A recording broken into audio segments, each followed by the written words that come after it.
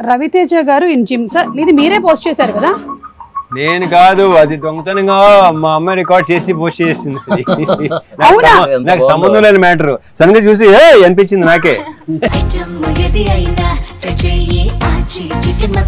ఆచి చికెన్ మసాలా నేనే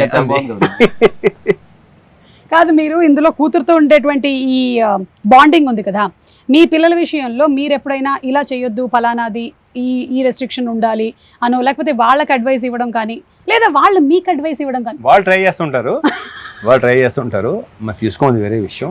నేను ఎప్పుడు ఇవ్వను, ఆ విషయం తెలిసిందే కదా అందరికి. కాదు, మీకు సోషల్ మీడియాలో అడ్వైస్ ఇస్తారా వాళ్ళు ఏమైనా? వీళ్ళు ఎవరు? మీ పిల్లలు. లేదు, అంటే ఇలాంటి పోస్ట్ పెడితే బాగుంటుంది వాళ్ళు ఇస్తూనే ఉంటారు. వాళ్ళు కొంచెం అదే పని మీద ఉంటారు, తర్వాత ఇంకేటి వినలేక వదిలేశారు. అండ్ అలాగే ఇప్పుడు ఈ సినిమాలో సబ్జెక్ట్లో కూతురు గురించిన ఎక్కువ ఎంఫసిస్ ఉంది కాబట్టి ఇప్పటికీ కూడా చాలా ఫ్యామిలీస్ లో కొడుకు అంటే ఒక రకంగాను, కూతురు అంటే ఇంకొక రకంగాను చూసుకోవడం అనేది ఉంది. It is still there existing. అది ఉంటుంది కూడా. Yeah, but how do you think ఎలా చూసుకోవాలి అమ్మాయి అంటే?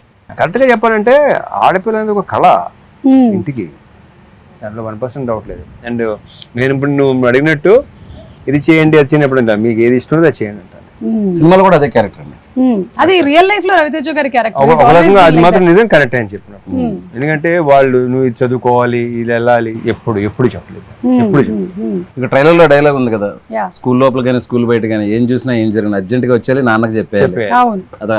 సో అక్కడ ఒక ఫాదర్ అనేవాడు కూతుర్ని కంప్లీట్ గా నీ మనసులో ఏముందో చెప్పుకో అమ్మా, నీకేమనిపిస్తే అది చెప్పు. ప్రాబ్లం అదే, చెప్పు తప్పు అంటారు, అదే నాకు అది నచ్చదు. ఇంకా వదిలే, అందుకే నేను ఇందాక మరి ఎక్కువ చెప్తే చాలా చెప్పడం తప్పు అంటారు. ఏదైనా సరే ఆడవాళ్ళు ఏంటంటే బేసిక్ గా వాళ్ళు సప్రెస్ చేసుకుంటారు, చెప్పుకోలేరు. ప్రతిదీ షేర్ చేసుకోమంటారు, ఓపెన్ గా ఉన్నాను. ఇప్పుడు ఉంటున్నారులే, ఇప్పుడు వాళ్ళు లేరు.